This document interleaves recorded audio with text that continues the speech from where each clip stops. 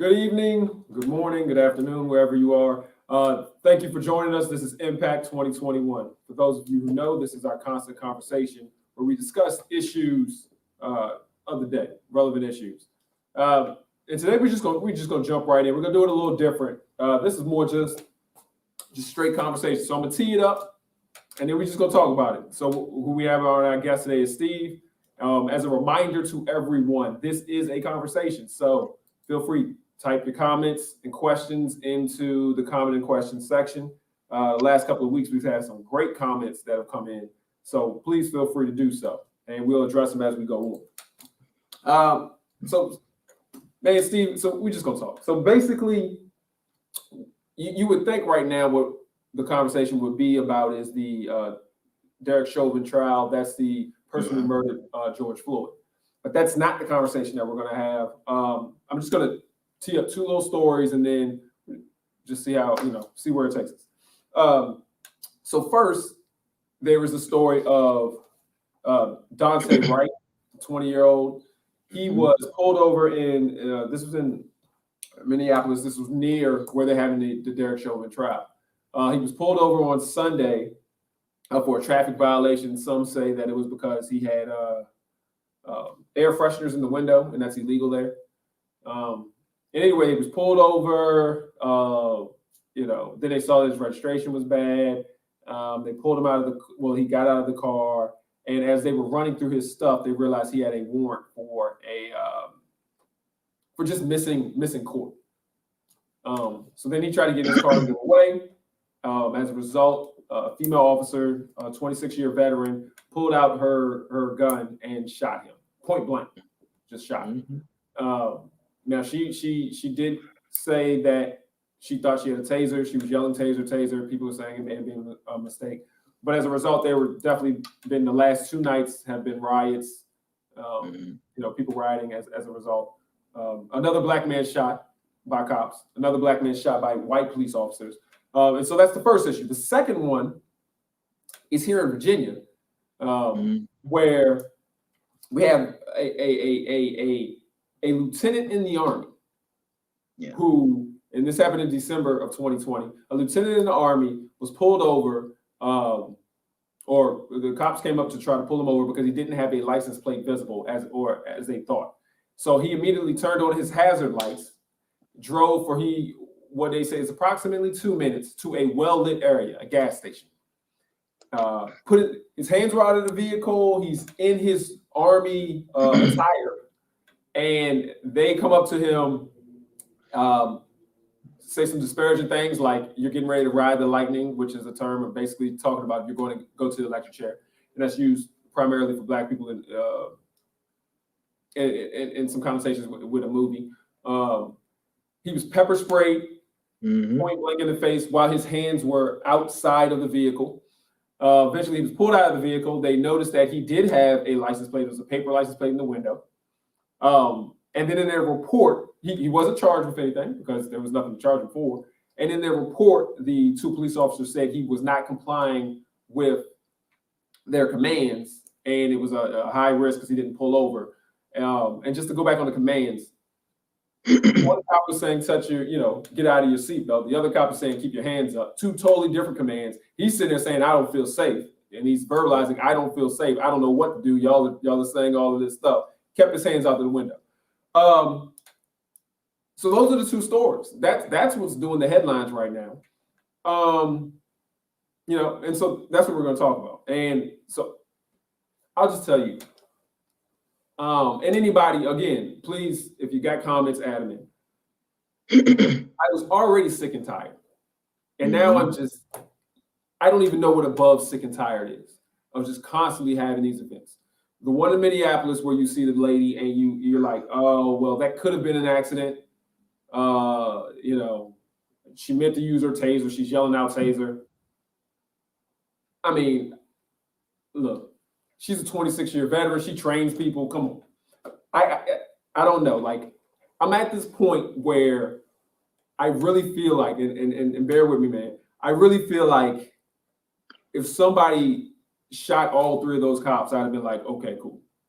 That's what they get. But then I sit back and I'm like, all right, man, you know what?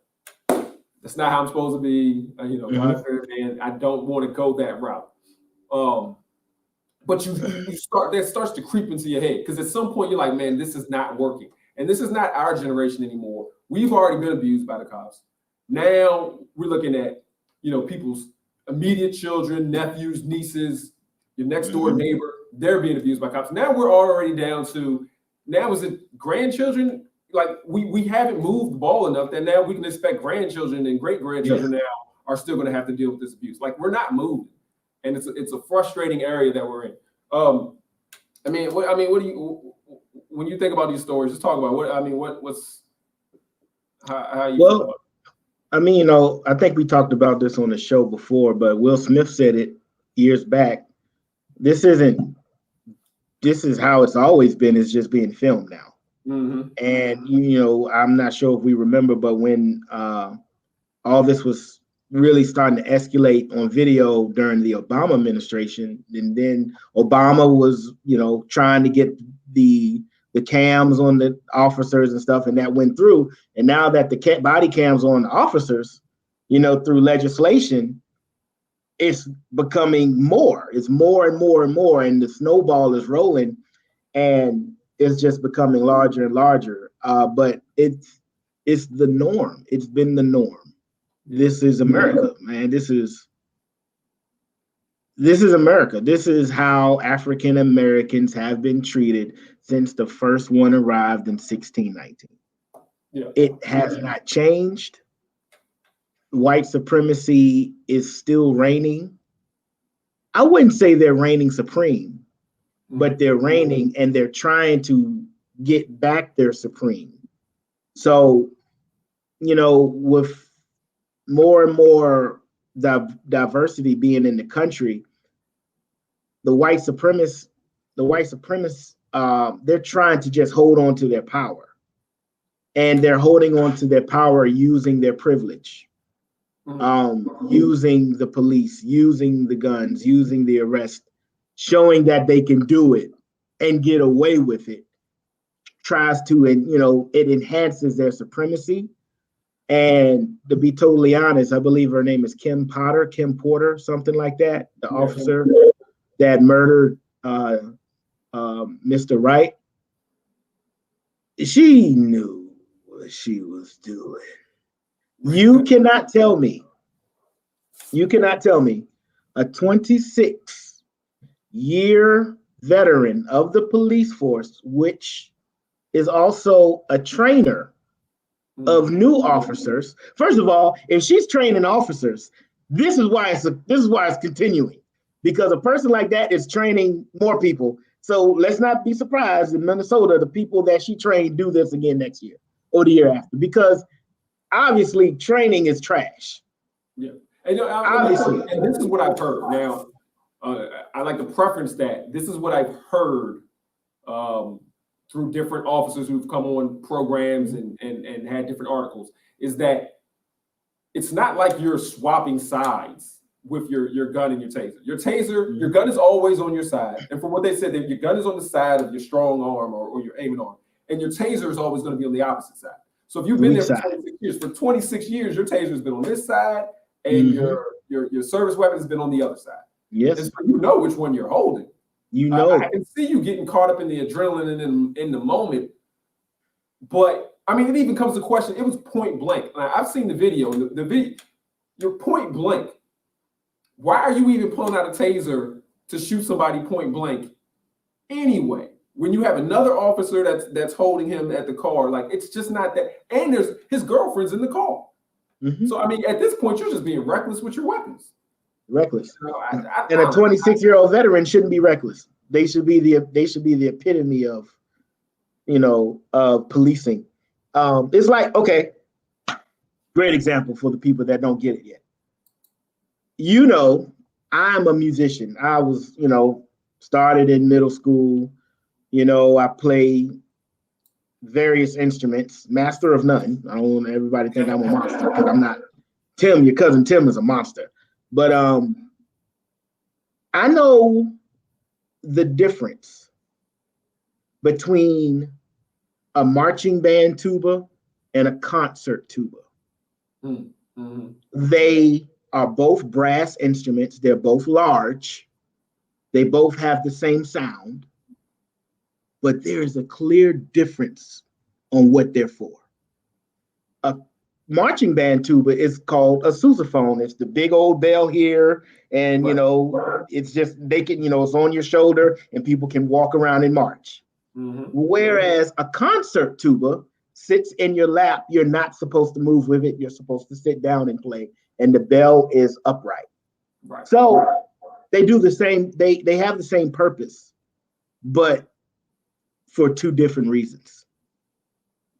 I can break it down again, but we only have 30 minutes. So I've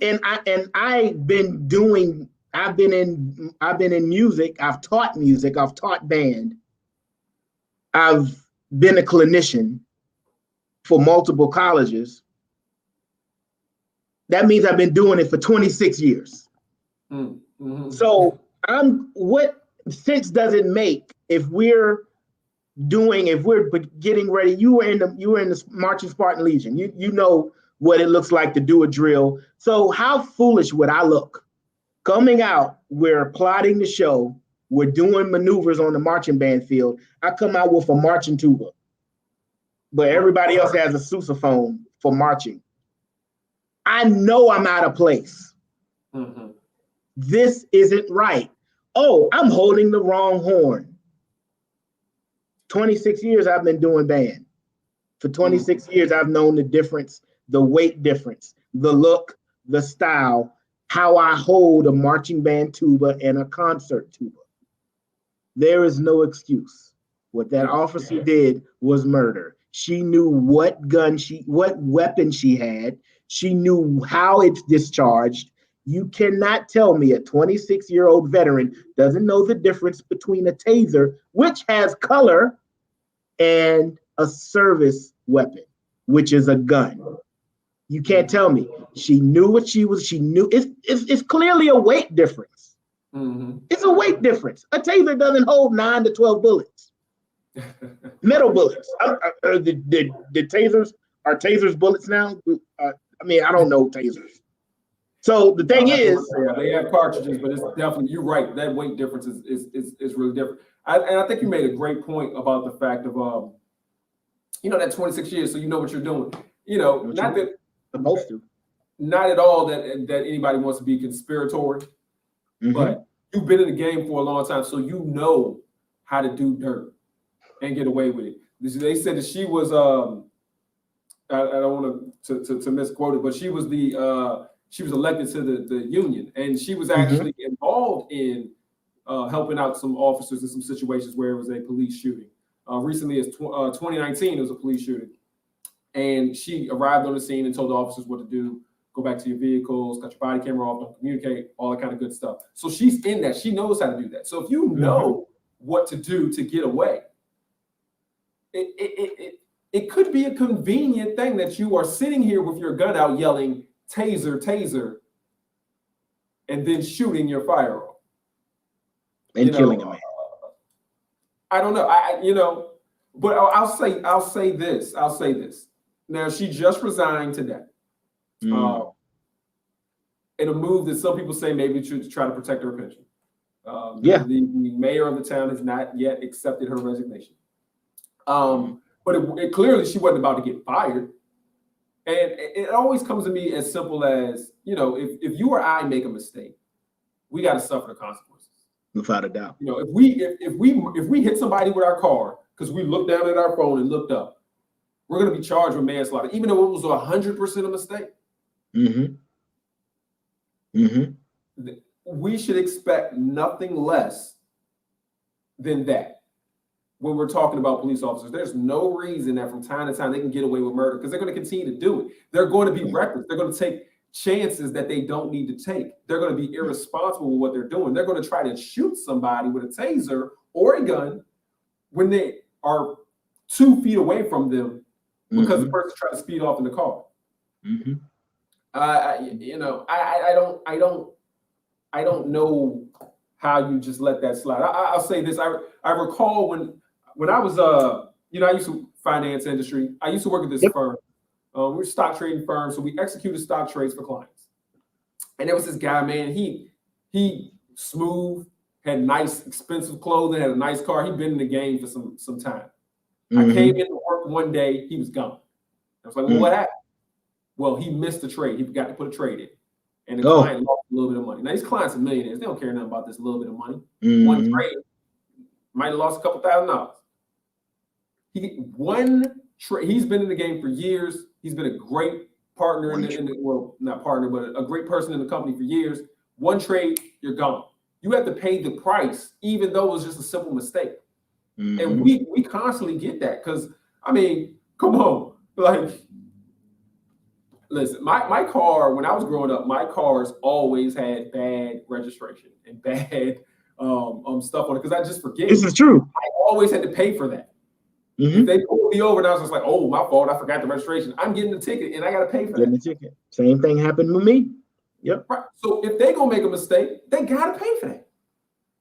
And that's the problem that we keep having is they don't pay for their mistakes. You know. And that's the thing. To me, it's gotten frustrating. But even more than that, let's switch over to the one that happened in Virginia with the lieutenant. And his name is I don't want to say his name wrong, but it's Karan Nazarano. I don't want to get his name wrong. But he did everything right. Everything right. He's in his military uniform.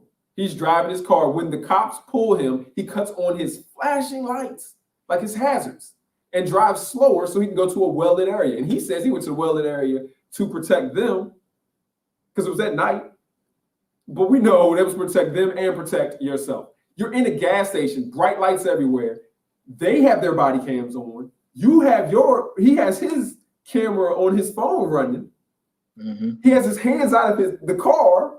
He's like, look, y'all are giving me two different directions. He did everything right. And yet still, you get pepper sprayed in the face. You get yanked out the car. Like, at this point, there's nothing you can do. And as you said, the white supremacy, they want to show you, I can have my body camera on. I can be in a well-lit area. I can be in a gas station where they got cameras there. And I still don't care about you. And will do whatever I want. What the heck, man? Like, what else can we do? This is America. That's the thing. People, pray. For real. And the thing is, I'm not even joking. I'm not joking when I say this. It might be humorous to some, but listen, when I get pulled over, if and when it's going to happen again, we've all been pulled over if you're African American and you are in your 30s and late 40s, and you've been pulled over. You've been racially profiled. People watching, we've been racially profiled multiple times, pulled over, racially profiled. That's what happens if you're African American in America. That's just what it is. But I am going to continuously say, help me, Jesus, help me, Jesus, help me, Jesus. I'm also going to start stating, I am unarmed. I am unarmed. I am a teacher for Charlotte Mecklenburg Schools. I am unarmed. I'm going to tell them everything I'm doing. I love Jesus. Do you love Jesus? It might sound funny, but the thing is, I'm going to change it to the gospel station. I'm going to turn it up loud. Like, I'm not joking. I'm going to be the most non-threatening person ever. And the thing is, they'll still find a way. They'll still find a way. And it's because power and people, they need to make it harder for people to be officers. They need to have an associate's degree or a college degree. They need to have thorough training by highly decorated officers that have no blemishes in their record. They need to be retrained. Matter of fact, you should have a license to be a police officer. I have to have a license to be an educator. I'm in my renewal year. We have to be renewed every 5 to 7 years. A police officer should have renewal years. They should have to go through evaluations like teachers. We don't get paid anything. And we have to have 2 to 3 evaluations a year. We have to have our principals or assistant principals monitor us at any time randomly. This is from the state. These are state standards that have to be followed. Why can't that be for a person that actually has lives in their hands? You should have a license to carry a weapon. And if you're a police officer, you should have a license to carry a weapon, and you should have a license to be a police officer. Therein lies accountability. Right now, there's not enough accountability. The police unions, they're trash. They protect each other. Oh, blue, we got to stick with the blue regardless of what he or she did. Nah, man, accountability. I've seen trash teachers, and I will call the trash teacher trash. Like, I'm not going to try to save your job. You just told a kid 4 + 4 was 10. I'm not going to support that. So it should be the same all for everybody. I mean, why is it so thorough for teachers? Right. And it's not thorough for officers of the law that can kill when they want. And you know, literally, your points are great. Your points are absolutely great. I do think though that, and it's gonna sound ignorant, but I mean that's just the zone they put us in. That officers only understand pain because that's what they want to do is they want to inflict pain on other people. Some of those officers, not all of them, but some of them, they're only going to understand pain. One of the recommendations that was given in one of the articles that I was reading is that every time they get sued, because this guy, the lieutenant is suing for $1 million, and he's doing the police department and personally suing the 2 cops who pulled him. But that money, if they lose, that money needs to come out of the pensions. Yeah. The pension plan for the police officers. Because once they start losing money, and that's for everybody. So once they start losing money, they're going to start checking one another as well. They pay out $28 million to George Floyd's family. That shouldn't have came out the city's budget. No, it should not. The city didn't kill George Floyd. The officers did. Right. The police department. They're the ones who need to pay. And so they have to feel that pain. Because until they personally feel that pain, they ain't gonna stop. And people are like, follow the money. What about their wives and their family and their kids? That's who they need to be thinking about before they go out here and start acting like they Rambo or somebody, like just running up on us and abusing us. And it's crazy because I was sitting back here and all I could hear was DMX in my head. Here we go again. Here we go again. Like here we go again. That's actually one of my favorites. It's so frustrating. We did as Black people, we did what we were supposed to do. We voted. We got some of the racist folk out of office. We put some better folk in office. Now we couldn't clean it out, but we do our part, and yet still the ball don't get moving. We got young people now engaged. We're doing our part, and yet what? Like, why can't we get this ball moving? Why are these people just still out here doing what they're doing? I keep going back to what your dad said to us over 20 years ago, man. Get real, get right, get ready. We're spiritual guys. We grew up that way, and I really feel, I don't know what exact chapter, but we are in Revelations right now. Like, you cannot argue with me that we're not. And because, from my faith standpoint, everything that I've read in the Bible has come to pass. Like, that's what I believe. And I believe what we read in Revelations is happening. These are birthing pains, man. These are contractions. Like, everything is just boiling. And, when you're boiling something and the water's really getting hotter and hotter and hotter. And once it's totally at the highest temperature it can get, the water boils over. And man, we're about to boil over. Like I told one of my good friends from college, she's from Minnesota. And I think I told you this a while ago. Her cousin's restaurant was destroyed in the riots. The first time with George Floyd. Right. And I called her last night. I said, hey, your city's about to burn down. Like, it's about to burn down. And she was like, yep. And who can get mad now? It's like, I am 100% against looting, rioting, destroying property. I'm not down with that. I'm really not. But hey, man, it's boiling over. Like, for real. Like, this is what do you expect? You expect to keep punching the person in the face, and they're taking it. Eventually, they're going to uppercut your behind, and that uppercut's going to hurt, and you're not expecting it. Or you're like, oh, you shouldn't uppercut me. Well, you've been beating me down for 400 odd years. Yeah. I'm kind of tired of it. So you a dog that's scared of you, dogs, when they're scared, they get in the corner, but they say, that means I'm scared, I'm going to bite you. Yeah. Once there's no turning back, there's no way out, I'm fighting for my life. African Americans, when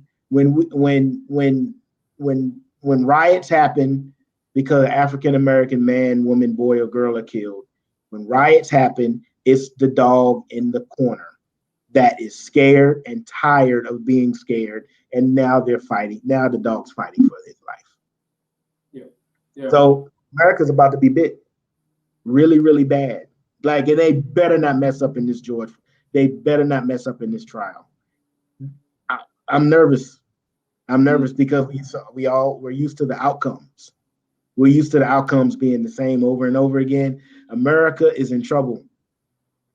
I don't care who you're down with. Like, hey man, home of the free, land of the free, home of the brave, like for real.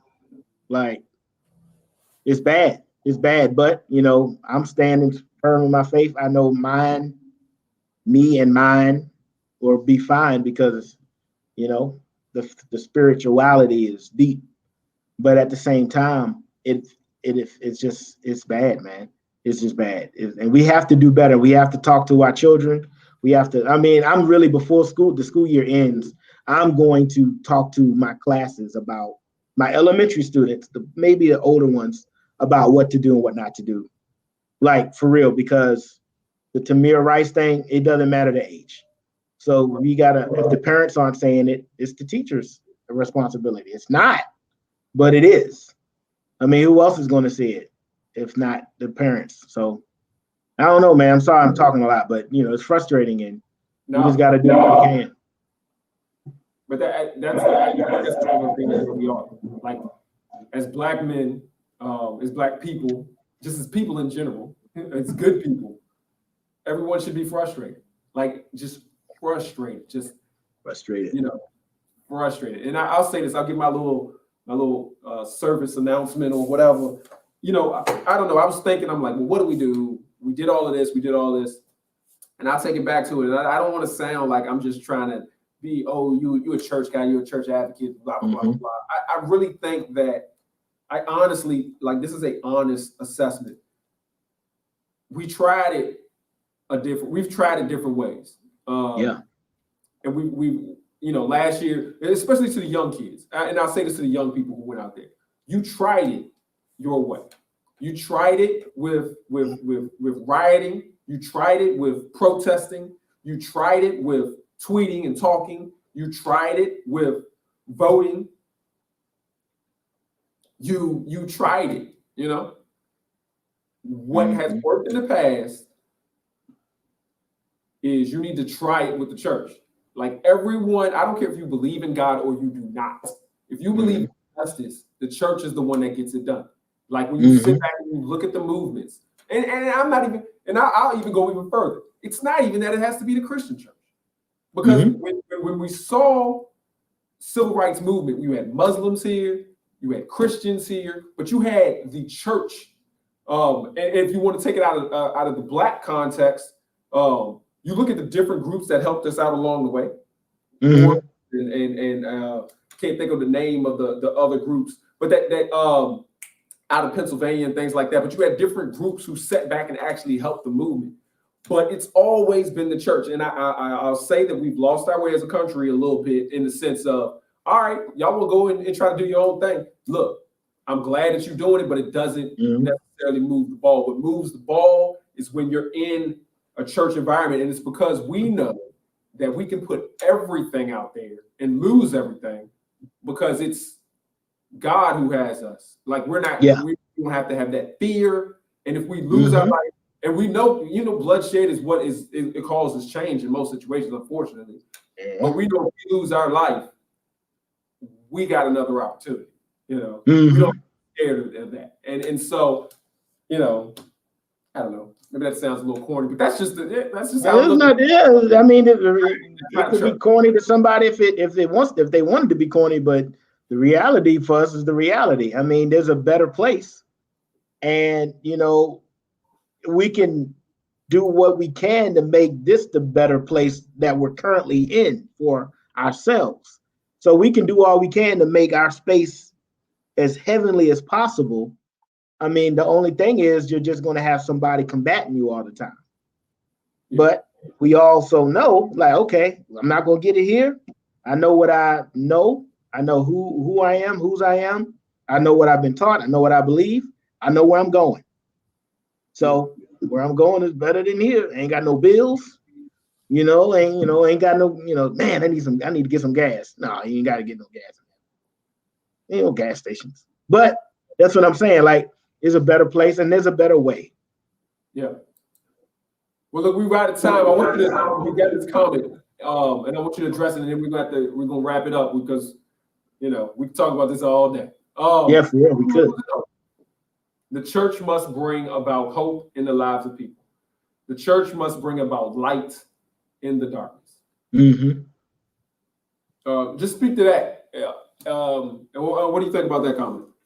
I mean, when something is dark, the only way you're going to get rid of darkness is light. If you're in a room at 2:30 in the morning, your power's out, you have a match and you have a candle, those matches and candle provide light. And then when you strike that match and you put that and you light that candle, you have repelled darkness. You might not have the whole room lit, but you repelled some of that darkness. And then if you can just hold on to that candle, eventually your power comes back on. But that candle can sometimes be faith. Like, I got this little bit of light, but I know I'm going to keep holding on until the power comes back on. And you can break it down. Who has all power? Right. So lightning storm, y'all know how that sounds. Goes out. Man, I got some candles. I'm good. So you got to have that faith like loaded up. You got to have candles when the power is going to go out. And once that power comes back on, you're good. But the power is going to go out again. You just got to you have to be prepared. You have to be prepared with your faith. Dr. King said, I choose love because hate is too much of a burden to bear. Like, it's just hard to hate. It's hard to continue to be in the darkness. It's hard to be that way. And these officers, these white supremacists, they have that in them so much. So, I mean, fisticuffs is not the right way, but we've been kind too long. Yeah, that's a good argument. But at the same time, fighting back is just going to cause more bloodshed. And let us not have bloodshed on our hands. Let's just do what's right. But we should always protect ourselves as well, though. But that's what I got to say about the light. I hope that made sense. Did I go too deep? No. And that went exactly with exactly with what the comment was. So look, we run out of time. I really appreciate you coming on. I'll say this. We all know that DMX passed away. That was our era, man. That was our time. Yeah, that was it. So I do want to acknowledge, that rest in peace, DMX. And I'll say this. What we did here today is I'm frustrated. I know other people are frustrated. One of the things that happens is we have these conversations and it stops me. It lets some of my frustration out. And it stops me from maybe going down a more destructive thought path or even a physical path. And so that's what all of us, we need to do. We need to continue these discussions and we need to continue to talk because it stops us from doing that. One of the things that DMX said, and he was referencing, just mental anguish. He basically said, in the streets, it teaches you not to talk about your pain, not to talk about being soft. It makes you look weak. It makes you look soft. And he said, however, what he wanted to do, or what being brave is, and what he wanted to do was to go out here and talk about pain, talk about your body, Mhm. And he did that through his music because he significantly talked about the fact that referencing mental illness and referencing the struggle and referencing not having it all and doing the right thing. Mhm. And just like he knows it's important to talk, it's important for us to talk. It's important for us to feel vulnerable. It's important for us to talk about the fact that we're frustrated because if we don't, two things will happen. One, we might do something stupid. Yep. But two, you keep all that bile inside, high blood pressure, stress, your physical health, that stuff will eat you up. So let's continue this conversation, people, so that we can continue to keep ourselves straight and that we can come to some solutions to some of these problems. Therapeutic. It's therapy. Yeah, I appreciate you being on here. I appreciate everyone. I appreciate your comments. Please join us again. This is Impact 2020. Thank you. And